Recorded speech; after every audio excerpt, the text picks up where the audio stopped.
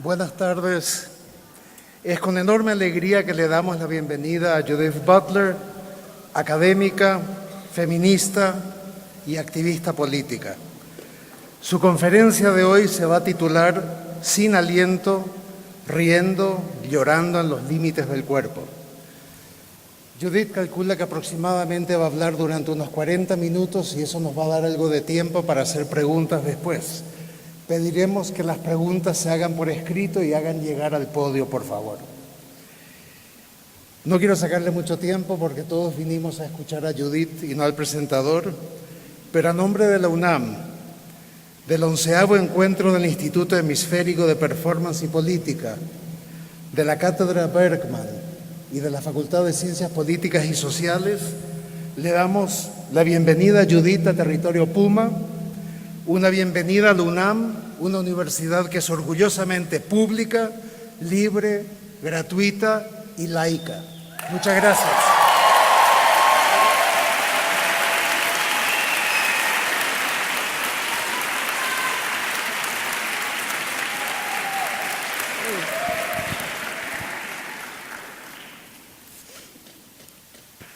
Muchas gracias. Me da mucho placer estar aquí para hablar con ustedes en el marco de este extraordinario encuentro, pero hablo inglés.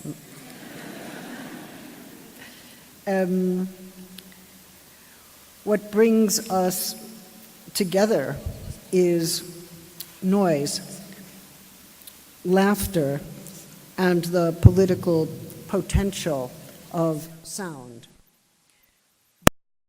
Start, let us remember that not everyone can hear and that our engagement with the world can take place through a wide range of senses, including taste, smell, and tactility. What brings us together here is an encounter, one that has been going on for some time, a way of crossing languages, of overcoming the borders of the nation-state, but precisely not in the direction of an imperial takeover. You don't need me to tell you that we live in a time of enormous disorientation and fear. But perhaps what we can recall on this day and in this place is precisely the potentials by which we are enlivened, the hope that still surges up, irrationally or involuntarily in a time of despair. As much as this is quite clearly a time in which authoritarianism is growing, it is also a time in which the rejection of authoritarianism grows ever sharper, ever smarter, ever stronger. Gatherings such as these discuss the potential of noise, humor, and laughter, outbursts into the public sphere that to some degree exercise the power to disrupt its functioning. The sounds we make are crucial in establishing the presence of those who are not generally heard. They are not precisely the sounds of parliamentary democracy, though parliamentary democracy is surely a value, a set of institutions worth fighting for. But in parliamentary democracy, there is a subject who speaks only because that subject has a place, a recognized place within the established structures of democracy.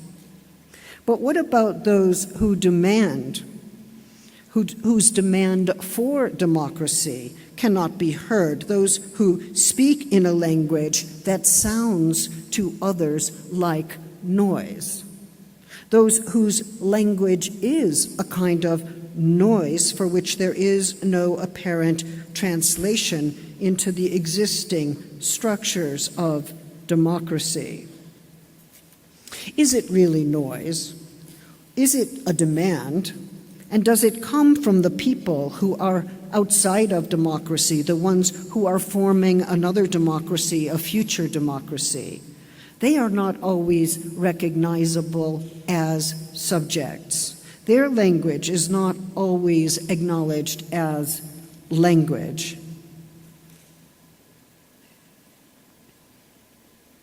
They have become the noise outside the parliament, outside the established institutions of democracy. And because the sounds they make cannot be honored as language or registered within the available lexicon of political demands, they make noise. They are the noise of democracy. The democracy on the outside, the one that demands an opening of institutions to those who have not yet been recognized as capable of speech, as bearing a political will, as deserving of representation. As I have learned in recent years throughout Latin America, there are many reasons to be skeptical of democracy, and many reasons to desire and to demand democracy. There are those in Chile or Argentina, for instance, who continue to propagate the spirit of neoliberalism and understand democracy to be the free market. That's what democracy means. And there are those in the same country who understand democracy as the definitive rejection of dictatorship and torture. But let us remember that the free market was never an enemy to dictatorship, just as neoliberalism in its current form is no enemy to authoritarianism or to new fascism. When democracy is proclaimed to have arrived, when democracy is initiated, so too is a struggle over its meaning, its form, and its future. It is difficult even to say when democracy arrives, although historians give dates for the arrival of democracy: 1983 in Argentina, 1990 in Chile. I am fairly certain that the transition to democracy is an ongoing struggle. Democracies do not suddenly arrive when a leader proclaims their arrival. The proclamation does not usher in the reality that it names. No, the proclamation of democracy is a statement of aspiration, a hope in the process of being materialized. And it may be that different hopes are invested in that name, democracy, and that democracy itself is a site of contest and conflict. Maybe it sounds like a redundancy to say that most contemporary democracies are in a struggle to realize democracy. But if we understand democracy as an aspiration beset by conflict, an ideal contested from many directions, a way of thinking about and struggling for a future that is imagined in very different ways, then democracy is the name for an open-ended struggle, and it is not the same as its parliamentary form. For those who have a definition and maintain that democracy is a polity's mode of self-governance based on freedom and equality, they have to explain what they mean by equality and freedom. Is the freedom for which we struggle market freedom? Is it a narrow version of personal liberty drawn from the individualism of capitalist cultures? Or is it rather a social conception of freedom that means we are equal to one another precisely because one life is bound up with another life, and we share equally in that interdependency? Our interdependency establishes the fact that no one life exists without another life, and that our lives are relational, that we sustain each other even as we rely on a sustainable earth to support those social bonds. My equality with you does not follow from comparing the worth of this life with another life, or seeking to quantify our value as persons. No, my equality with you follows from the fact that this life is no life without your life, and that we are joined equally in this radical relationship, this form of interconnection and interdependency. Of course, those who define democracy as a mode of governance belonging to an existing polity also claim to know who belongs to the polity and who does not, who is represented, and who is granted the power to represent themselves in public language, and whose discourse and expressions, gestures and performances, whose language constitutes so much noise. I would say that, of course, forms of exploitation and colonial domination produce forms of dependency that are fundamentally exploitative, extracting labor, producing poverty, making use of bodies that to serve the profit and power of those with capital and the resources of state violence. These are forms of dependency in the service of inequality. And the only way to dismantle those structures is to recover and create interdependency through the refusal, the resistance to, and the overthrow of those structures of power that take the form of domination, subjugation, and exploitation. I say that we must recover interdependency, not because I believe that in the distant past or in some original state of nature, we lived in a condition of radical equality and were able to affirm the relationships that bind us to one another. Equality is not a natural condition, it's a social one. But more specifically, it belongs to a social imaginary in which we live, one that binds us ethically as it binds one life to another life. What is there to be recovered is paradoxically an aspiration, a social practice of hope that has been buried or forgotten by those who accept the status quo as the horizon of the possible. It is a form of imagining that has been demeaned and mocked by those who commend a realpolitik. When we seek to understand refusal, resistance, and a revolutionary opening to new potentials, we are bound to reflect on collective power, the history of uprising, and yes, the noise and clamor that emerges first in the public domain as an incomprehensible demand. The tradition of Escrache makes this clear. The judiciary fails to punish the torturer, and the crowd assembles outside his home at night, chanting and drumming and calling his name. Noise, yes, but also political expression and intervention into the everyday. He will not sleep at night. There will be no rest.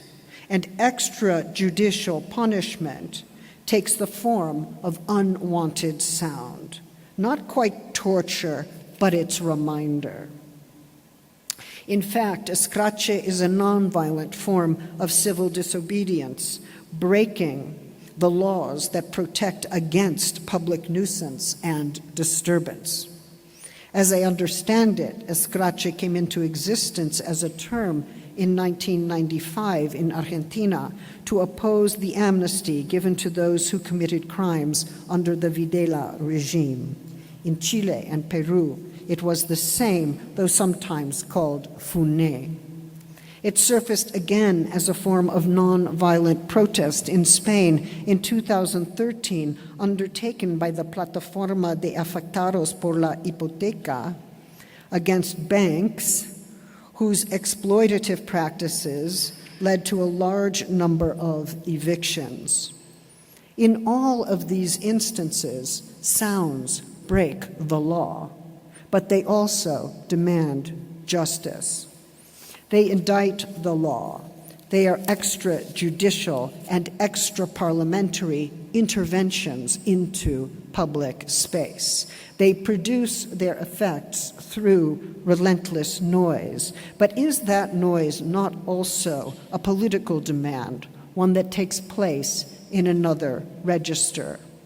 That register, I would suggest, is the one that belongs to bodies in alliance in public space, asserting weight and presence, becoming a differentiated mass, talking at cross purposes, and so producing sounds that cannot be avoided and from which there is no exit, which take us, in fact, to the edge of language itself.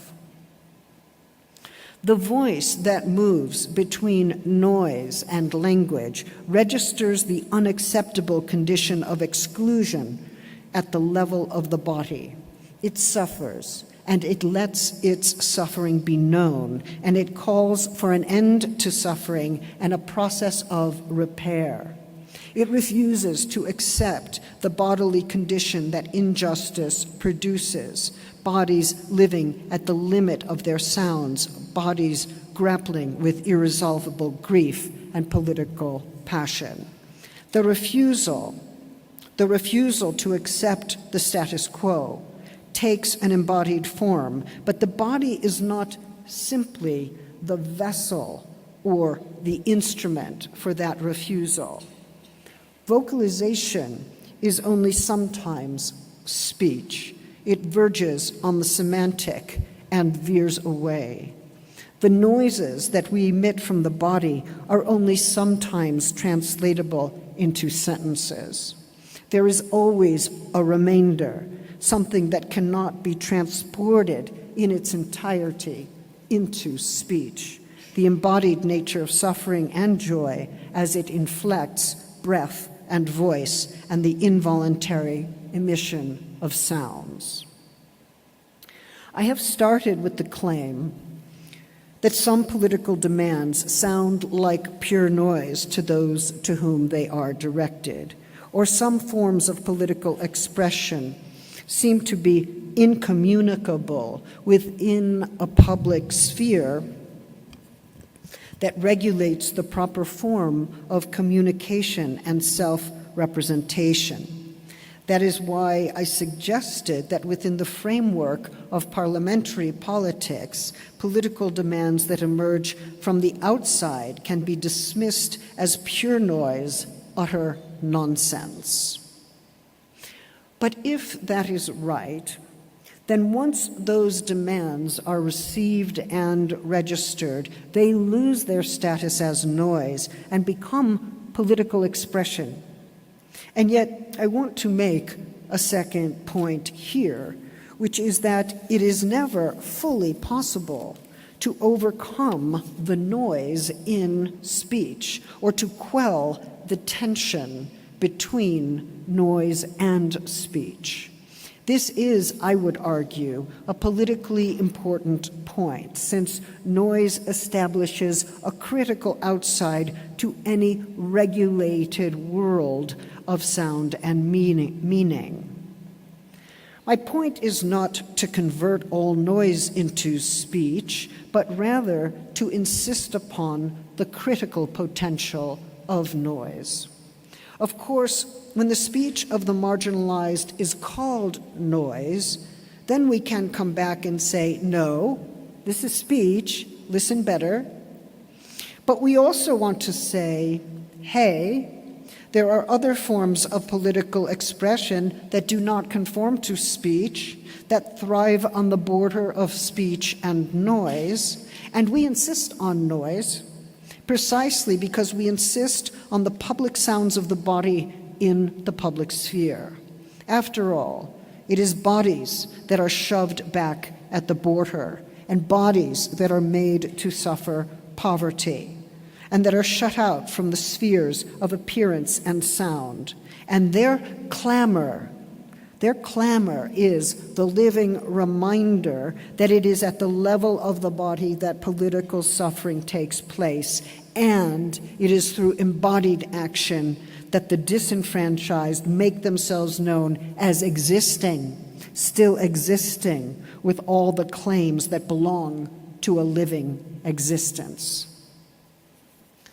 Jacques Attali reflects on the political potential of noise from within information theory. And although I do not follow that theory, some of his reflections, I think, might be important for us. He writes, and I quote, "The theorists of totalitarianism have all explained indistinctly that it is necessary to ban subversive noise because it betokens demands for cultural autonomy, support for differences or marginality, a concern for maintaining tonalism, the primacy of a melody, a distrust of new language, codes or instruments, a refusal of the abnormal. These characteristics are common to all regimes of a totalitarian nature. They are direct translations of the political importance of cultural repression and noise control." So that's a quote from Jacques Attali. Attali reminds us all that music that has been considered subversive of civilization has been subject to censorship, as we know. He argues, and I quote again, "Noise does not exist in itself, but only in relation to the system within which it is inscribed." For information theory, for instance, and I quote, "Noise is the term for a signal that interferes with the reception of a message by a receiver, even if the interfering signal itself has a meaning for that receiver." Long before it was given this theoretical expression, noise had always been experienced as destruction, disorder, dirt, pollution, an aggression against the code structuring messages, that is, an aggression against the political structures that seek to regulate sound. Okay, so that is Attali's view. This destructive power of noise can be summoned to challenge a regime, but it can also be used as an instrument of domination or indeed torture, as we know from the practice of sonic torture that the U.S. government has practiced in Guantanamo. Attali writes, and I quote again, "In its biological reality, noise is a source of pain. Beyond a certain limit, it becomes an immaterial weapon of death. The ear, which transforms sound signals into electric impulses addressed to the brain, can be damaged and even destroyed when the frequency of a sound exceeds 20,000 hertz or when its intensity exceeds 80 decibels, end quote. So yes, noise can destroy, and it can become murderous. For Attali, the destructive power of noise can dismantle power and release potentials for social transformation as well. At the same time, it can become an instrument of social control and the violent torture and destruction of persons. We see those regulatory powers at work when music is called noise or when noise challenges the regulatory regime. The distinctions among noise, music, and speech are never absolute. Similarly, the distinction between communicable political demands and those that are considered pure noise, disturbances in the mechanism of communication itself, is always relative to a regime of power. So I would accept that communication is necessary. I'm not precisely arguing against communication this evening. I do want to say that it is not the only way in which political expression works or political demands are formulated. Sometimes it is the break in the mechanism of communication that is most important, the situation in which there are no words. Consider then in this respect that laughing and crying both disrupt the very conditions of communication and open up modes of expressivity and intervention that go beyond the sphere of communication. One starts to speak, but breaks out in laughter, at which point the laughter interrupts speech.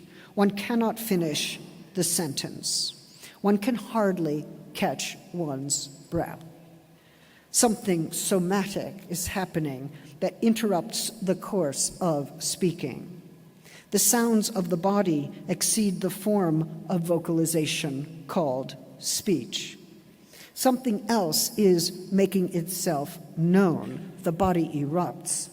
The body interrupts its own speaking and announces itself as insistent, graphic, audible, and unavoidable.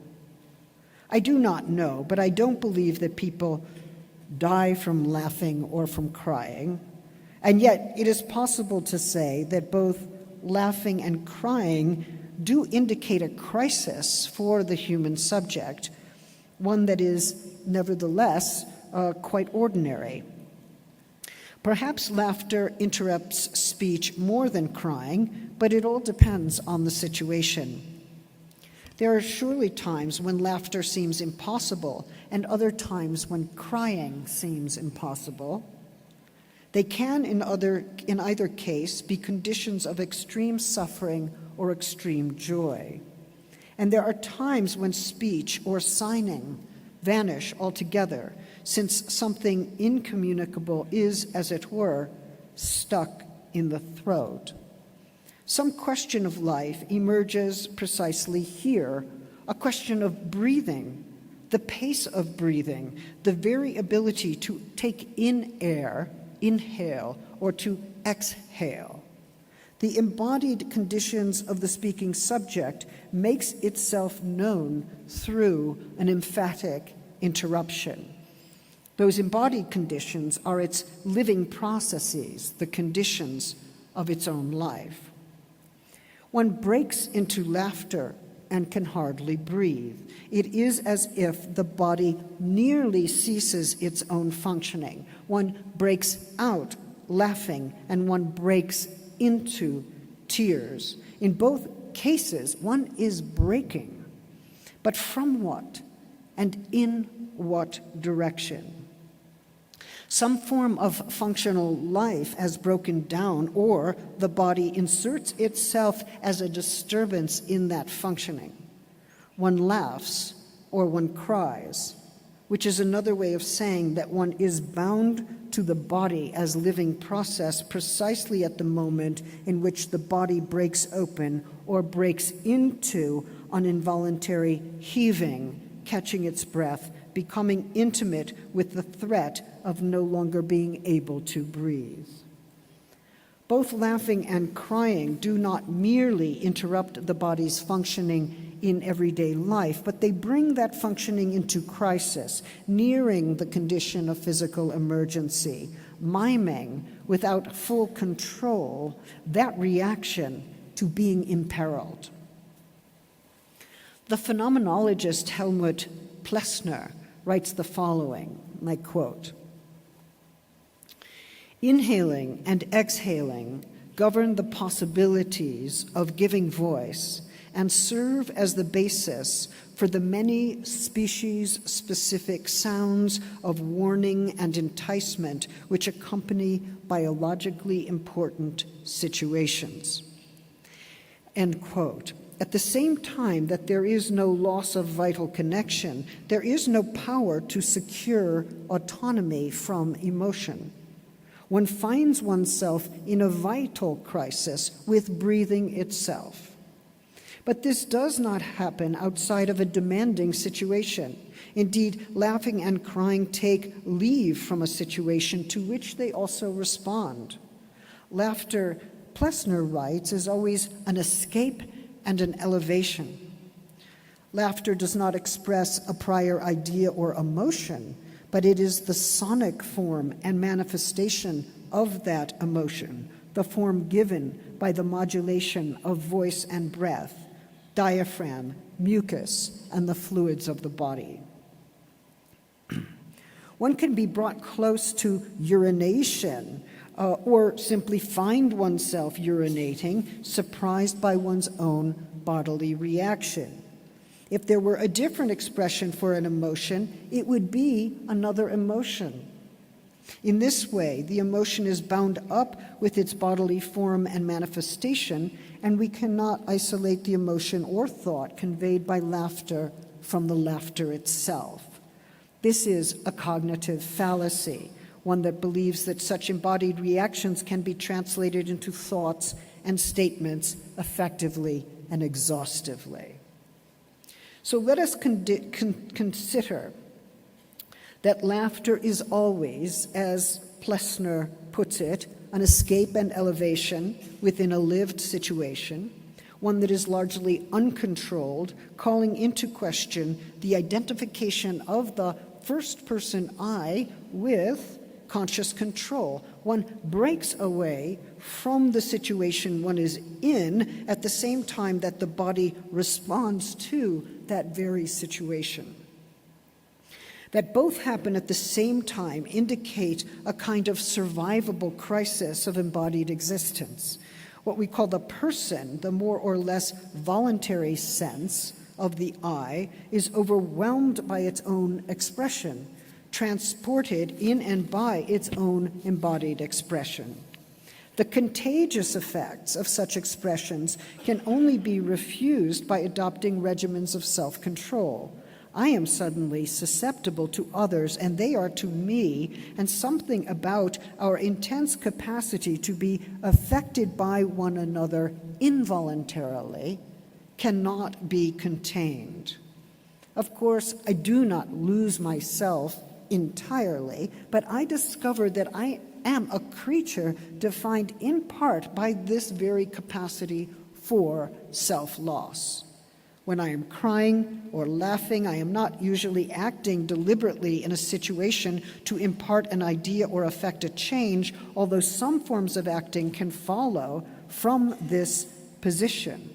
Rather, some embodied dimension of who I am is at once departing from a situation and reacting to it. I am still the one who is laughing or crying, but this I is becoming undone.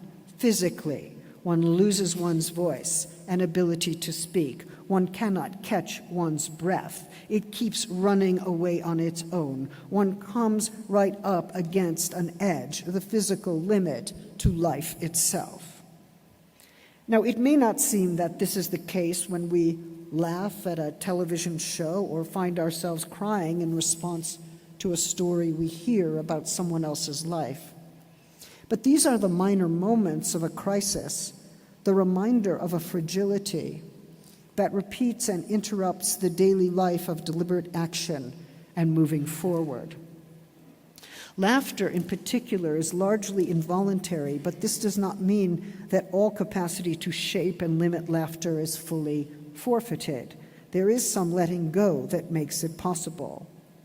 We burst out laughing, and at some level, we also allow ourselves to burst out in this way. We can be split apart by laughter. The body is sometimes said to explode with laughter. We are overtaken and overpowered by something that comes from ourselves involuntarily, and so laughter to some extent announces the involuntary dimension of who we are. And when we laugh together or we make each other laugh, it is an involuntary somatic world that we are sharing. If we hold back on laughing or hold back on crying, then we seek to marshal our self-control against something that comes from us that is both uncontrollable and overwhelming. The conscious I is always at risk of becoming overwhelmed by the expressive movement of its own body. The animation of the body reaches its high point here. Plessner writes, bodily reactions emancipate themselves, challenging protocols of self-control. And I would add that this loss of control has expressive value, and meaning that is quite separate from what the deliberate I has to say. The separation from the deliberate I, from its uncontrollable reaction, constitutes a new sense of subjectivity. For now we are creatures who can be overwhelmed by our own bodies, can find that the body is a situation of catastrophe, and this potential erupts all the time, embodying and affecting a critique of the individual, self-control, and a concept of freedom divorced from fundamental passions and the interlinking lives of sensate, living creatures.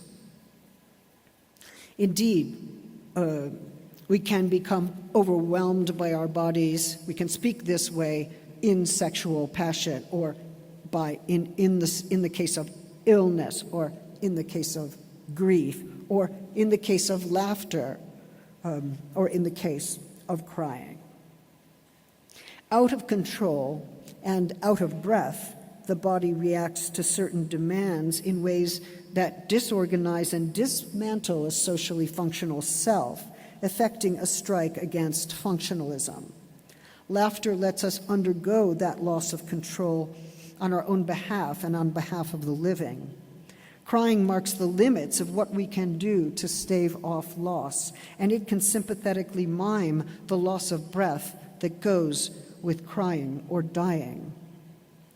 Something is being orchestrated in relation to that which threatens the living conditions of the body through both modalities, laughing, crying, but it is not exactly the same as a conscious choice. Let us then, in the final part of this paper, turn to the question of laughing in captivity, laughing under occupation, laughing when the temporal horizon has closed down and any thought of an open future is, well, laughable, which does become the case when no one can possibly pay their debts within their lifetime. Where is power and where is freedom in that laughter? If laughter is to some degree out of control, and yet there is power in laughter, it will not be the kind of power identified with control or discipline or mastery. If there is freedom in laughter, and yet laughter is not quite an individual choice, then that freedom will not be the same as individual liberty. Under political conditions in which life is threatened, where external forces exercise control and violence, why does there sometimes emerge a life-saving form of laughter? When people are confined and given no open pathway for action, where no competent or rational encounter can achieve a livable resolution, the body effectively takes leave, and this transport in and through laughter establishes, I would suggest, the conditions of a living resistance, a resistance on the part of the living and in the name of the living. Laughter implies a different kind of loss of control than the one that happens in imprisonment and captivity when one's freedom is forcibly taken away. It can become a way of losing control within both situations. And as such, it constitutes a departure from the subject formed in subjugation. One vacates the subject who has been subjugated in such a way that laughter contests the control of a political power over the body and that form of psychic life that regulates itself in conformity with the norm.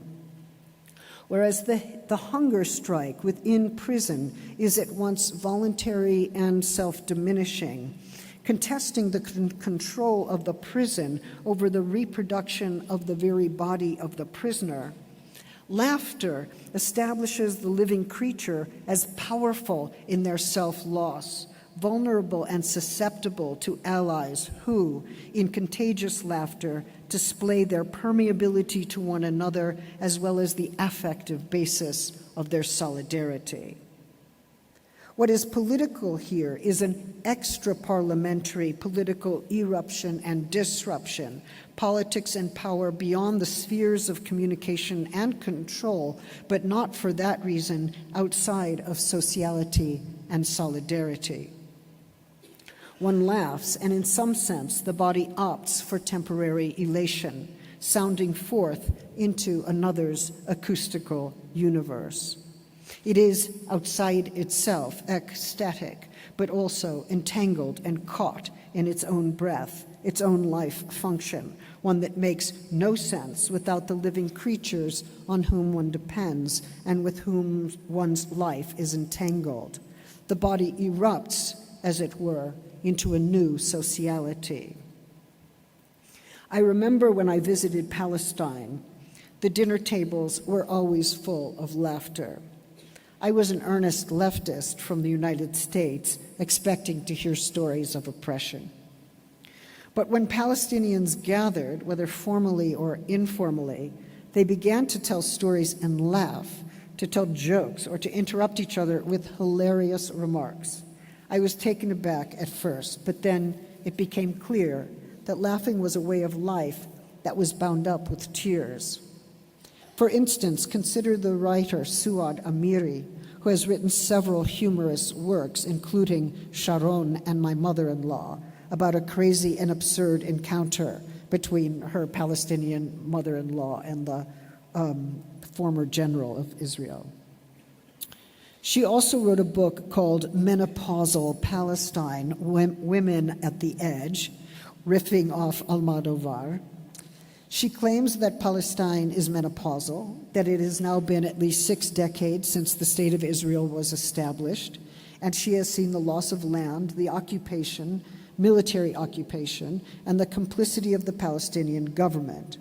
The Palestine Liberation Organization is, in her words, a political movement that has become menopausal. In her words, neither the place nor the time of Palestine is ours. So the horizon in which she speaks is one of irreversible loss. There is no recovery. I quote her, "Well, when you reach that age, I mean becoming menopausal, you start reflecting back on your past, but also on your future. In a subtle way, you start feeling that you are starting to lose your charm, attractiveness, and power. You search for new ways to re-attract your international admirers that you once had, but to no avail. And isn't that what happened to the PLO?" she proclaims with great enthusiasm. The analogy is wild for many reasons and hilarious. In the interview in which she makes this comparison, the writer remarks, the interviewer, "Amiri cracks a big smile as tears brim in her grayish eyes. Indeed, as one reads her, one is to some extent both laughing and crying. The laughter does not exactly cover the tears, for it carries the force of renewal."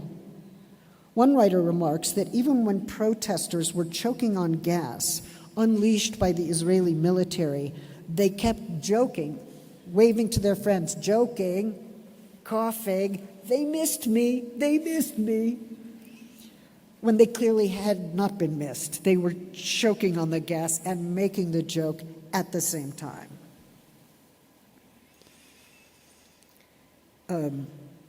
And we don't know whether to laugh or cry, right? I know, I put you in a bad position. There is the Axis of Evil comedy tour and the extraordinary comic disobedience of Amer Zar and Maysoon Zaid.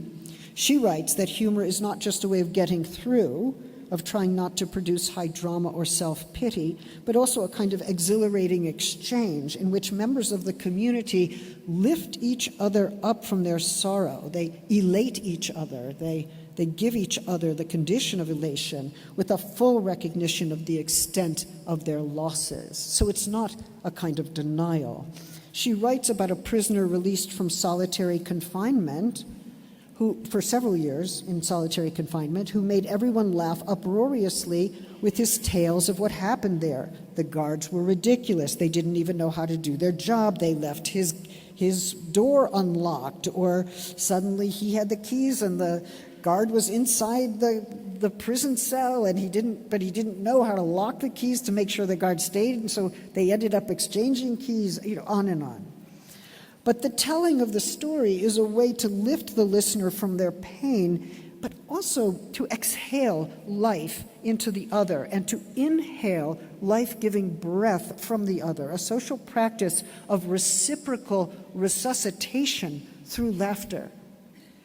A favorite kind of joke involves a child who somehow defeats an Israeli guard and makes him look ridiculous. And here is my favorite version of that story, relayed by Sharif Kanana.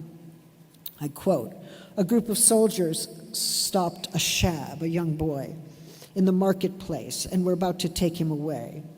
A woman who was shopping in the vicinity saw what was happening. Immediately, she threw herself at the soldiers and started shouting and screaming, telling the soldiers to let her son go because he had not done anything, but was simply walking with her while she was shopping.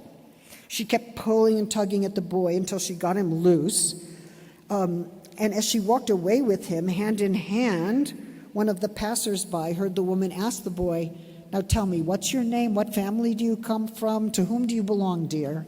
Never met the boy before." On the one hand, this story is funny because she doesn't know the boy, but she plays the part of the mother who's rescuing him from the soldier. Beautiful, brilliant. And the soldiers fall for the story, because what crazy woman would do this otherwise, unless she was the mother? So they are duped by her brilliant performance. On the other hand, the story communicates the social ties that are binding, the way a stranger will become your mother if you need him to. You need her or him or them to, without knowing who they are or what they might have done. The joke tells a story about solidarity, substitutability, insurrectionary performance. But in the appreciative laughter it provokes, it also reenacts a solidarity by bringing everyone back to the edge through a laughter that could easily have become tears had the child been taken away and put into indefinite detention, as happens all too often. "I laughed so hard I thought I was going to die. Me reí tanto que pensé que iba a morir." This is a phrase we say in English, and yes, in Spanish too, I believe. It is true that one feels oneself splitting open, short of breath, as if one has been shot or something has taken one's breath away. In truth, laughter is a minor crisis of the body, an elation that lifts and renews those who are caught up in the exchange. It is a rehearsal for crisis and repair. One's breath is taken away only to be reintroduced to breathing as if for the first time. Under conditions of oppression, laughter wields the power of renewal. It's a kind of contagion where the shaking of the body affirms the bonds of community. In a laughter that can always become tears, we are brought up against sounds and gestures that are not quite words or are way beyond words. On that edge of language, the life-threatening nature of sorrow gives way to a somatic break with subjection, breaking out with a wild life breath, both contagious and clamorous. Thank you very much. Thank you. Thank you. Thank you.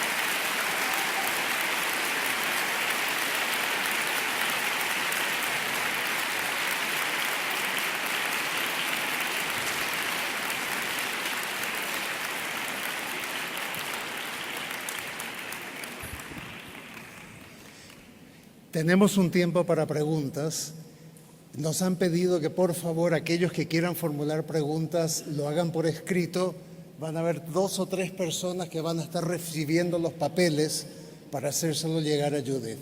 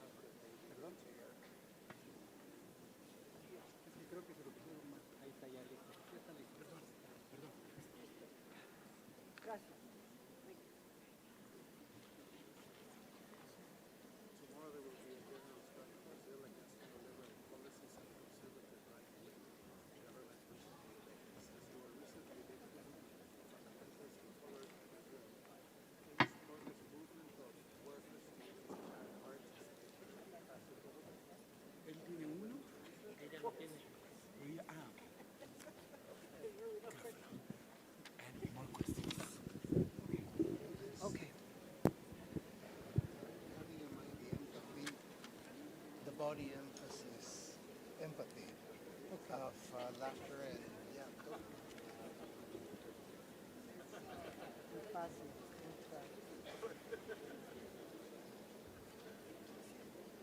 Okay.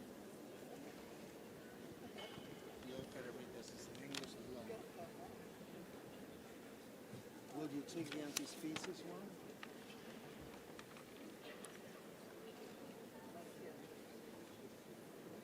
Let's just start.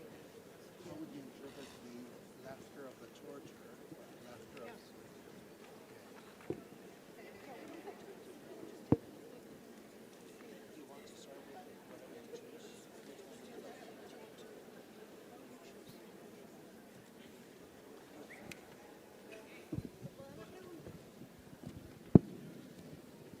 Gracias.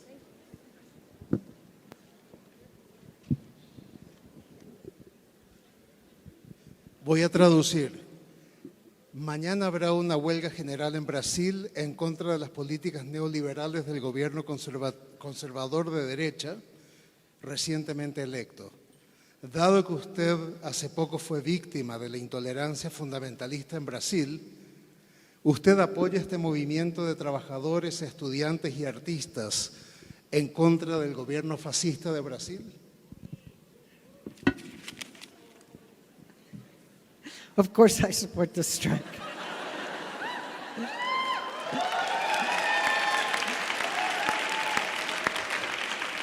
No, listen, there's something to be said here, which is that, you know, I don't know what we call it, if we call it authoritarianism or neo-fascism or a combination of the two, but Bolsonaro has already made clear that he seeks to defund sociology and philosophy. He's more than happy to censor art exhibitions that are sexually explicit or that in some way disturb Christian morality. He is also attacking the arts and underfunding forms of the humanities and critical inquiry that either threaten his state or that cannot be rationalized as useful or productive according to his idea of the market. So this is the attack on the LGBTQ community is enormous, backed, as we know, by this ferocious anti-gender ideology movement. And what we're talking about here is a solidarity among activists, artists, intellectuals, and all those who oppose fascism and authoritarianism. So a strike is beautiful. A strike is a very strong expression of a political will on the part of many people who do not find that government acceptable. And let us hope that it starts to produce more strikes and a strong popular movement to overcome and dismantle that regime. That is my hope. The laughter of the torturer. ¿Cómo interpretar la risa del torturador? ¿La risa del que excluye y humilla?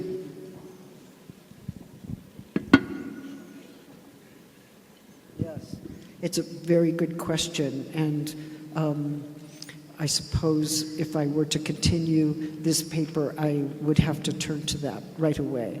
I think the question touches on sadism and what it means to exercise brutal control over another body and to laugh in the act of exercising brutal control or in the act of torturing itself. It is a further torture, right? Because in that form of laughter, oddly enough, the torturer has assumed forms of control that are outside of all limits of social norms, of social acceptability. He acts in the name of the law and is nevertheless breaking the law. And there's a sadistic exhilaration in that. I think there's still a question for me of whether the torturer who's in control is actually in control of his sadistic impulses, or whether there's control and something out of control at the same time, and how we think about sadistic pleasure and sadistic laughter. But the laughter is itself a kind of torture. This person can do this and laugh, and laugh in the face of the tortured. So we have to understand something about the shamelessness of laughter in that situation. I'd like to think more about it. I appreciate that it's an extremely important question. What about laughter and crying at a time of political correctness? ¿Qué hacer con la risa y el llanto en esta época donde todo debe ser políticamente correcto?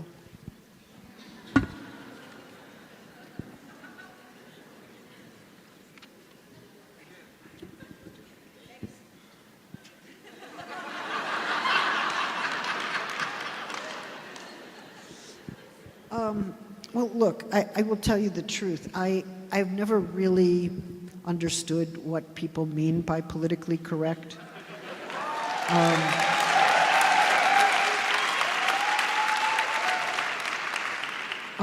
When I first heard it, it was a way for conservatives and reactionaries to devalue feminism, to devalue the struggle against racism, to devalue the critique of colonialism, that any work or artistic production or public discourse that named those things were accused of being correct and or of requiring correctness, as if those who were involved in struggles, feminist struggles, LGBTQ struggles, struggles against violence, struggles against prison, struggles against colonial power, all of these, that they were somehow acting as super egos, trying to make everybody else conform to some idea of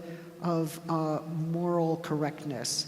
But I think that was always a way of saying, I want to be free to be a misogynist, or I want to be free to be racist. I want to be free to enjoy my economic privilege or forget about the history of dictatorship or the disappeared, right? I mean, you know, these are people who don't want to be held accountable to these continuing histories of oppression and violence. So I think I have no way to use the term politically correct in a way that I can affirm for myself. there are other ways that I can perhaps describe what happens when we become very punishing with one another.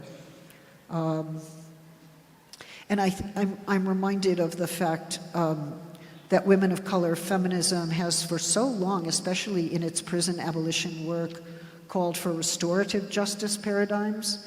And sometimes it seems to me that we move toward punishment more quickly than we need to.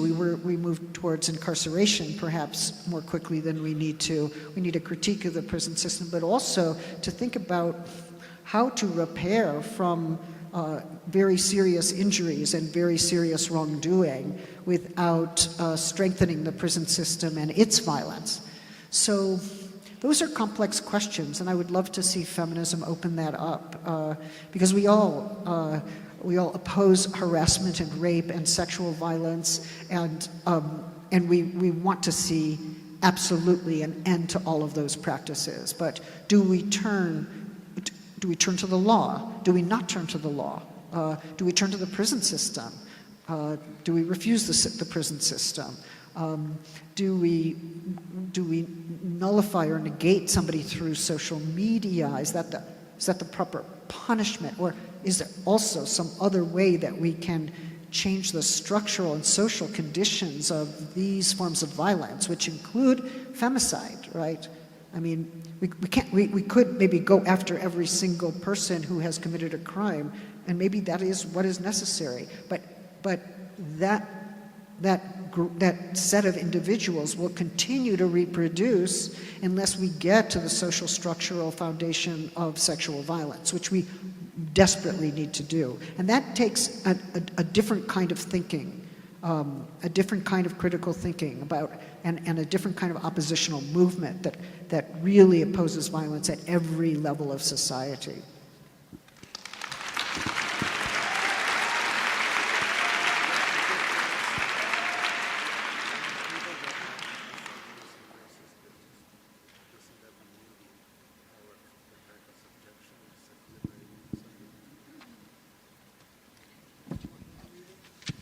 Perdón. ¿Qué diferencias hay entre quienes ríen de chistes misóginos y racistas y quienes no? En este caso, ¿no se trata de renovar el poder de sujeción patriarcal más que de liberar al sujeto de la opresión? Well, it seems to me that when people laugh while they're making misogynist jokes or homophobic jokes or transphobic jokes, they're laughing because they have this experience of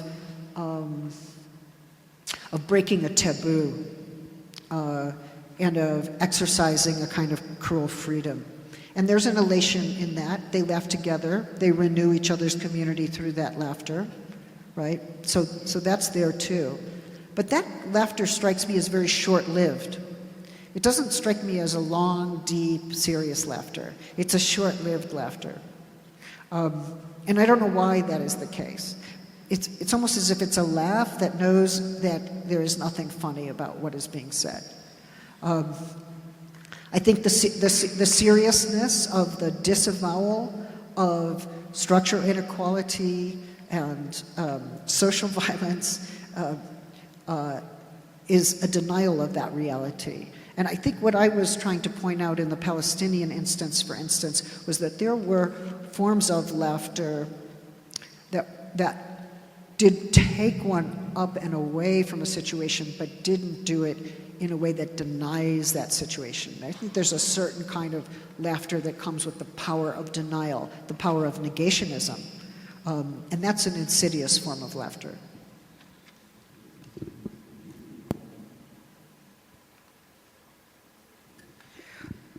Can I elaborate on being powerful in your self-loss? Yeah, why not?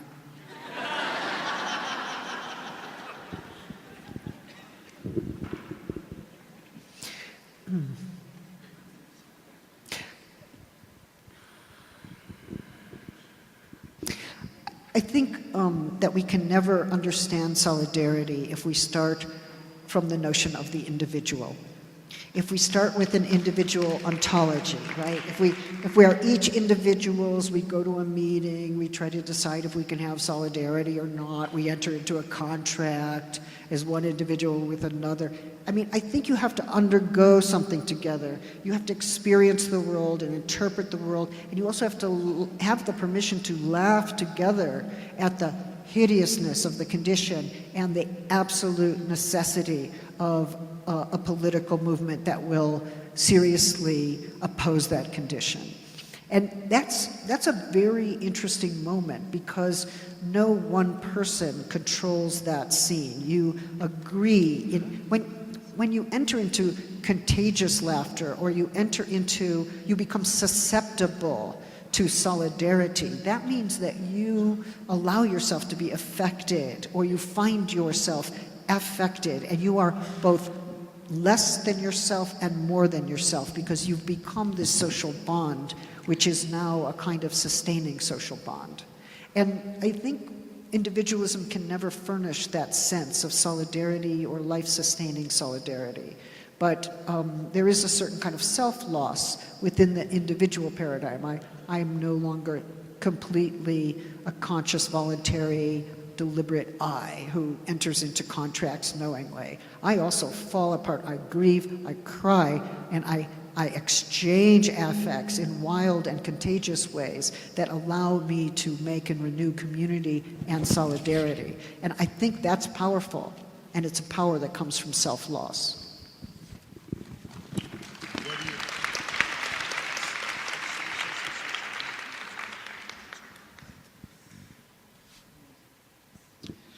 Should I read it? No, yeah, sí, claro. ¿Cuál es su opinión con respecto a las denuncias anónimas por redes sociales surgidas en el marco del movimiento Me Too?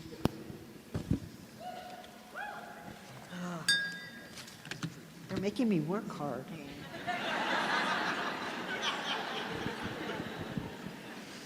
Am I getting paid for this gig? You get a bonus. Yeah, would you laugh?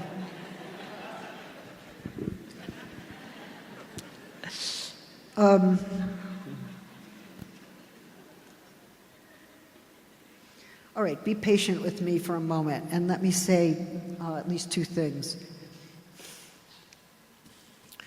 There are anonymous accusations precisely because people feel unsafe to make accusations within their workplace or within their families or within the institutions in which they work. They fear retaliation. They fear that if they make an accusation, that they will be branded as an accuser and no one will ever give them a job again. Okay. So people who make anonymous accusations are in a bind. Okay. On the other hand, as a queer kid, I mean, I'll be honest with you, I wasn't allowed to go to so-and-so's house because it was clear that I was going to seduce that child. It's like I wasn't interested in that child. I was not interested in that particular friend of mine. She was very nice and I enjoyed her, but the sexual thing was not there. Okay. But I was accused before entering the door of ruining somebody's daughter's life. I was accused before entering a job that I would somehow convert students to lesbianism or would seduce them in some way. I mean, the hallucination about queer sexuality, it came to me at a very young age. I was always accused before I was even capable of acting. And they were anonymous and pervasive kinds of accusations, you know, which we saw in the United States when gays were not allowed in the military, or now when transgender people are being expelled from the military. It was assumed that they would act sexually on other men and that would be unwanted and that it would be violent. So I think often sexual dissidents and sexual minorities are subject to anonymous accusations that we are defenseless to counter. So I have some solidarity I have some understanding of what it means to be unfairly accused, and I worry about that. Now, the old-fashioned liberal in me says, well, the reason we have due process and we go through the law and people have to produce evidence is precisely so that we can find out whether this person is being rightly accused or not rightly accused. On the other hand, the legal structures have not helped people very much. And when due process comes around, the harasser or the person who has acted violently on another human being says, well, that's not my story, that's her story. That's her story, that's his story, and the judge dismisses them because there's no third person. So, understandably, many feminists have become deeply disillusioned with due process, and some think that due process is always on the side of the harasser or the one who has indeed committed a crime.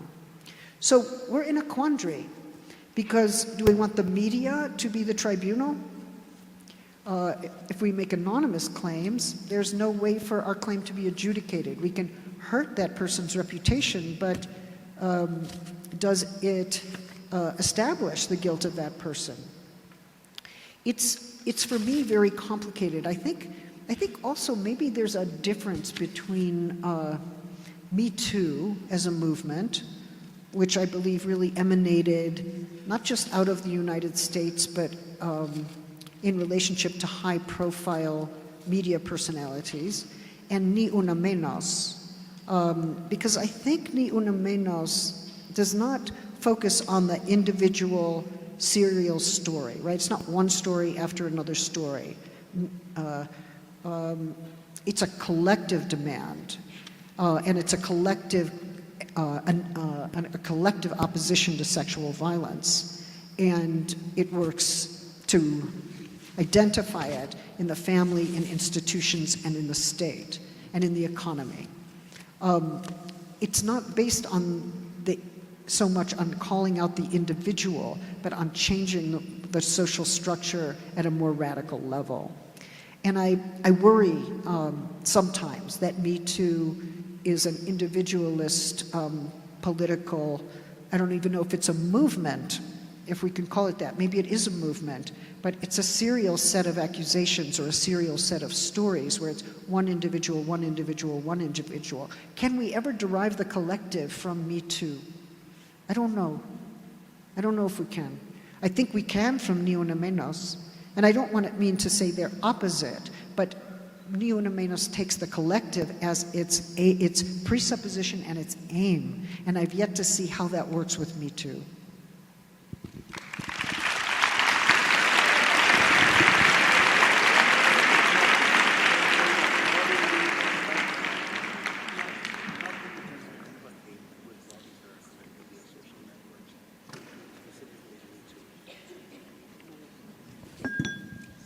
Teniendo en mente la empatía corporal que despiertan la risa y el llanto, ¿cómo se puede conformar una empatía entre cuerpos conectados por medio de redes sociales donde no hay cuerpo como tal? Pienso en el Me Too.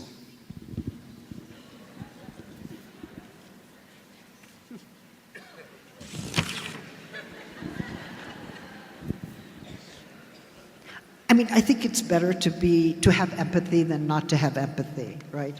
I mean, we want to be around people who have empathy, and we don't really like people who don't have empathy. Although there might be people who have empathy with fascism, and we don't want to be around them, right?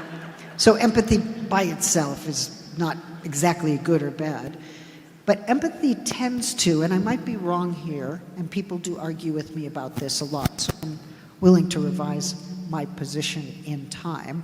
But empathy tends to assume that my experience is analogical with somebody else's, that they experience something and that I can experience what they experience through analogy, and that there's no disturbance, there's no difficulty in fully re-experiencing their experience as my own.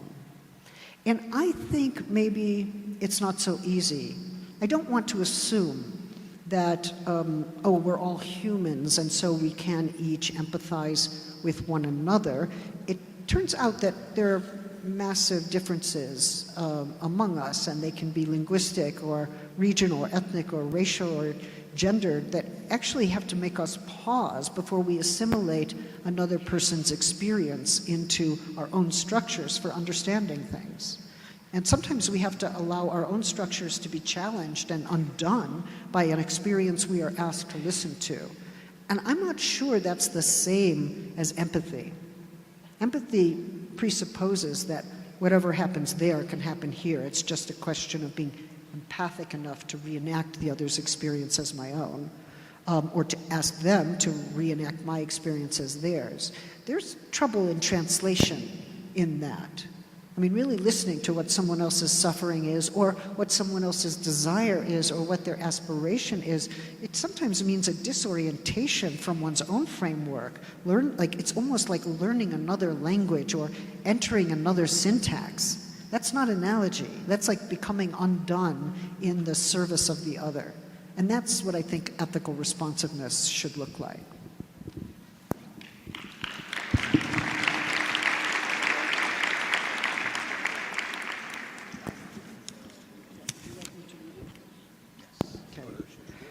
No, this is a question from someone who is deaf, and the question is posed this way. As deaf, I question the omnipresence of autism and its deconstruction. Most of the language of social recognition is based on autist concepts of voice and hearing, speaking out, making our voices heard, etc. The voice here means a perspective on the world that merits consideration more than the sound of the voice. Our language is not only autist, it is ableist. Can a feminist in a wheelchair stand up? Question mark. How can we deconstruct ableism in our own language, especially in discourse that pretends to be critical? Well, this is an excellent question, and it was indeed haunting me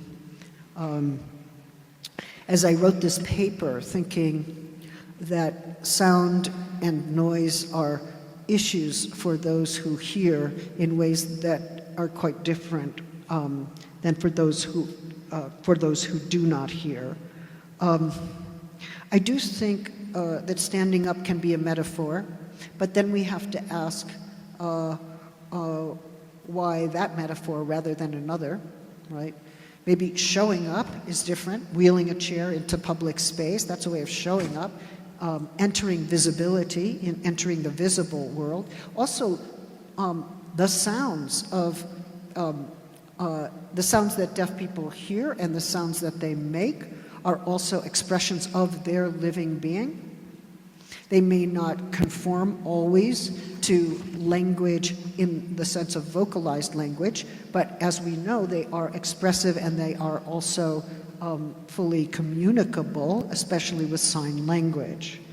I think what would be really interesting is to understand the activism of the deaf and what it means to enter into sign language in various public spaces where sign language is not expected, and to ask people who do not sign to sit quietly and try to fathom what is being communicated through signage, right? And that shifts the position so that those of us who can hear are suddenly asked to learn a new language. And I think that is a fair thing to do. It is a fair thing to do, to ask us all to learn how to sign and to learn how to read signage.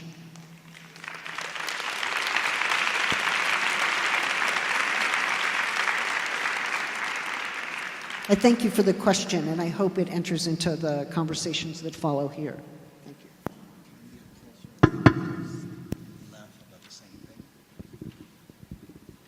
¿Pueden el oprimido y el opresor reír de lo mismo? No.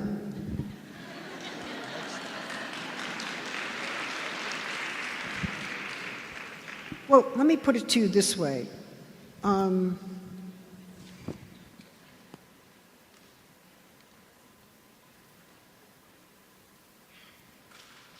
They may be laughing in relationship to the same event, like when the Palestinian guy in solitary confinement found himself outside the cell and the soldier was inside the cell and he couldn't quite make the keys work. I think they both did laugh because they also knew that the power was not just between the two of them, but was a much larger structural power. I'm not sure they got along. I'm not sure it was a contagious laughter. I'm not sure it was a laughter that was based in solidarity or that produced solidarity, but maybe the absurdity of occupation and of indefinite detention of that kind. I do think it's interesting stories and this will be my last remark, if that's okay.